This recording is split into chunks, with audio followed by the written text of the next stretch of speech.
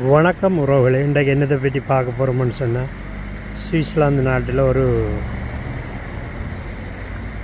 அடையாள ஒரு பழைய ஒரு ஞாபகமாக இதை கட்டியிருக்கணும் பாருங்க. இதை பற்றி உங்களுக்கு விளங்குதோன்னு சொல்லி பாருங்க.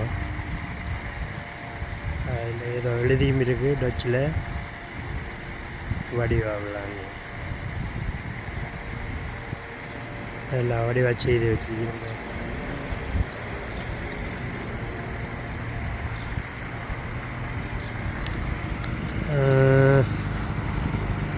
எல்லாரையும் கை கொடுத்து கூட்டி அண்டு போகிற மாதிரி ஒரு பின்னுக்கு சேர்ச்சும் இருக்குது. அதனாடி ஆண்டவனோட சம்மந்தப்பட்ட கருத்தாக இருக்குமென்னு நினைக்கிறேன்.